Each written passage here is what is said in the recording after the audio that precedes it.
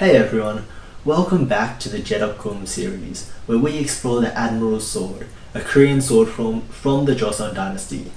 Now, if you haven't seen our previous videos, check them out above.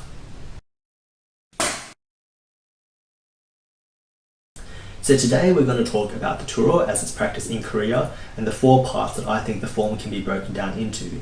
Now, this is my personal interpretation, and I encourage you to disagree with me and to form your own interpretation as it works best for you.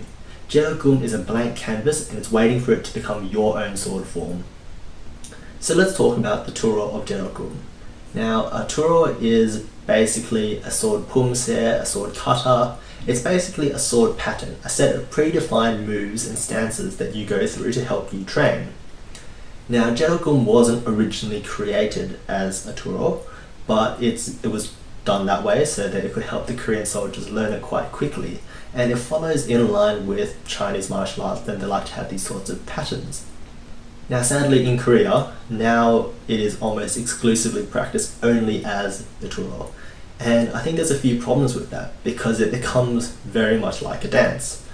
Every stance is optimized for the next stance in the sequence, and also so that it looks as aesthetically pleasing as possible. Now that's great for a sword dance, but for a sword form that's used for combat, then each stance should be optimized for combat practicality, for variability, and also so that you have as many options as possible from them. If you have one stance that can only go into another stance, then you have a big problem, because you want to have every stance being able to go into every other stance. So I think that nowadays in Korea they approach it with the wrong mindset. It's become a sword dance, kind of like Taekwondo pumse, which, competition pumse is a gripe that I have, but that's for another day. Now, if you want to practice Jedok Geom as sword dance, there's nothing wrong with that. You can go ahead and do that. And in the link below, then I have included the transcription of the Korean Turo as they practice it in a lot more detail than you'll find in the English translation of byeolungeom. So check that out. But there's also my interpretation of it as a whole sword form. So let's talk about the 4 parts of Jedok Geom. While Jedok Geom is not a Turo as its entirety, then I think the Turo is an important part of Jedok Geom because it was created for a reason to help people learn the form. And so if you have a look at it over here, then I've split it up into 4 parts. You can see there's 2A and 2B, hence they're the same part. And the 4 parts, I think they have very different intentions behind them, and that's why they're done differently.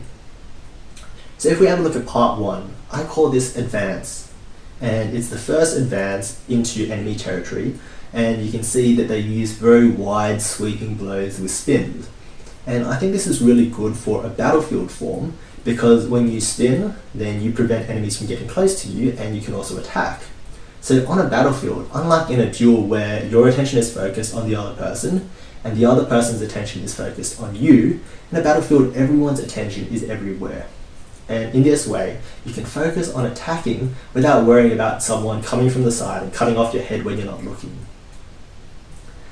Now we get to part 2A and 2B, and I call them retreat. 2A and 2B are basically mirror images of each other. Now these are a spinning retreat also for battlefield, because when you're on a battlefield, if you want to retreat and you turn and you face the other way, the people that were in front of you are going to just hack off your head. So this way then you have a spinning retreat, prevent people from the front where you were attacking getting close, and also to open up a path to the back so that you come out of enemy territory. Then we get on to part 3, and part 3 I call offense. It's the second advance in the form, and in this one we see it's very different from the first advance, because rather than having these wide sweeping motions and spins, we have a very straightforward linear motion of attack. And in this form, then we see alternating stances of defensive stance, offensive stance, defensive stance, offensive stance. And so I think it actually leans more towards a dueling type situation, or when you have fewer opponents who are at the front of you and their attention is on you, your attention is on them. And so that way then you can actually focus on these people, focus on parrying, blocking their blows and attacking them, and taking counters and things like that.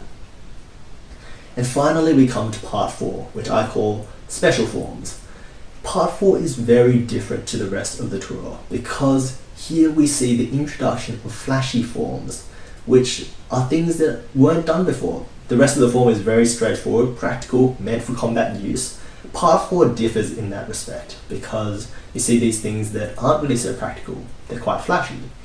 And I like to think that they're probably things that Admiral Lee Rusong did at banquets, so that where he had to show off, and that they are still based on actual practical forms, they've just been dressed up. And when we get to those forms, then I'll explain my reasoning and I'll explain how I think that they would have been practiced. So that's it for this episode. I hope you liked it and I hope you learned something.